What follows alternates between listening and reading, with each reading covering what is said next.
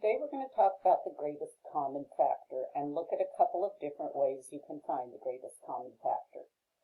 So we recall a factor is just any number that goes evenly into a bigger number. So we've been listing the factors. The factors of 12 are 1, 2, 3, 4, 6, and 12. The proper factors are the numbers less than 12. I can tell that I have the factors, or one way to help me determine that I have all the factors is they are in pairs. 1 times 12 is 12. 2 times 6 is 12. 3 times 4 is 12. So unless I have a perfect square, every factor should have something that goes with it. So 15, 1 and 15, and 3 and 5. 2 is not a factor of 15 because 15 is an odd number. If I look at 20, 1 times 20 is 20, 2 and 10, 4 and 5. So if I wanted to find, say, the greatest common factor of 12 and 15, this is the notation, GCF 12, 15. All I would do, using the method of listing factors, is to look at both lists and see which is the biggest common factor. In this case, that would be 3. Okay. Similarly, if I wanted to do the greatest common factor of 12 and 20, I can look at my factors of 12, look at my factors of 20. The biggest common factor, the greatest common factor, is 4. If our numbers we're starting off with are relatively small, that's a pretty decent method to use. There's another method we could use, which is using primes or prime factorizations. So I'm going to go through how we write a prime factorization of a number and how we use that for a greatest common factor. If we have bigger numbers, this is my preferred method of choice.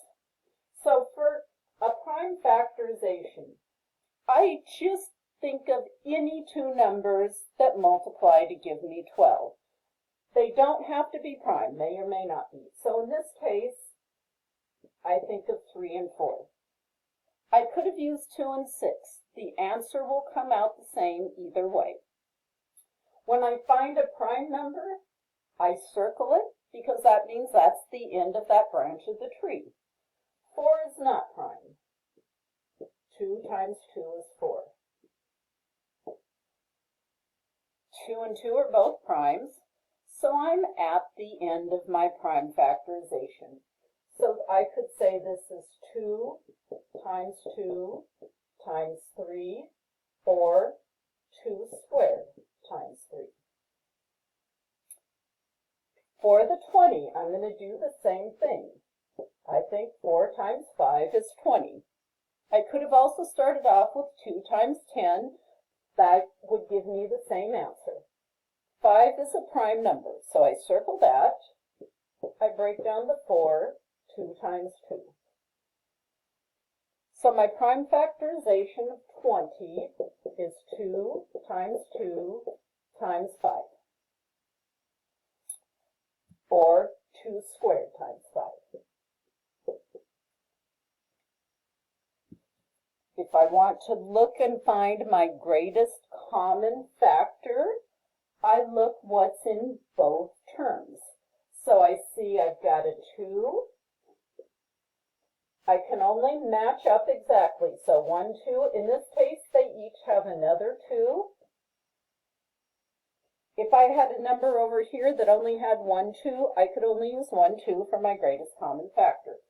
So that's just another way of showing us the GCF of 12 and 20, 2 times 2, which is 4. Let's look at an example with some slightly bigger numbers. Again, some people might just look at this and say, oh, I know what the answer is, or I'm going to list out the factors because these still aren't that big of a number. I'm going to go ahead and do the prime factorization again. So when I look at 48, I think of that as 6 times 8. Any two factors that come to mind you can start with. Neither of those are prime, so I'm going to keep going. 6 is 2 times 3. 8 is 2 times 4.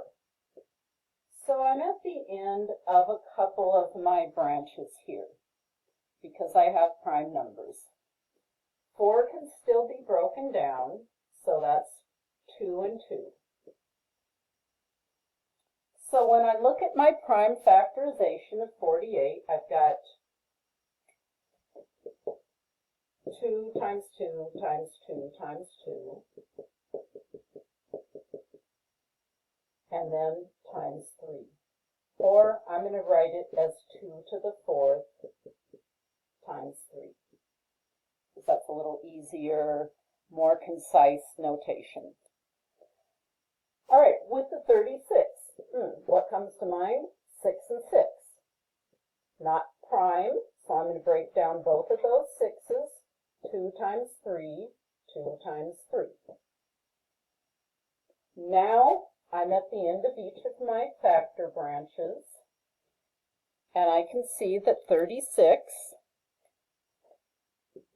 equals 2 times 2 times 3 times 3, or 2 squared times 3 squared. When I want to use this to find my greatest common factor, I look for the number of factors that are common to both. So I've got 2 2's in each, or 2 squared. I can't use these other 2's because I don't have any more 2's over here with my 36. So that's going to be 2 squared. I've got a 3 here and a 3 here. I can't use this extra 3 because I don't have another one over here, over with my 48. So 2 squared times 3, 4 times 3 is 12, and that's my greatest common factor.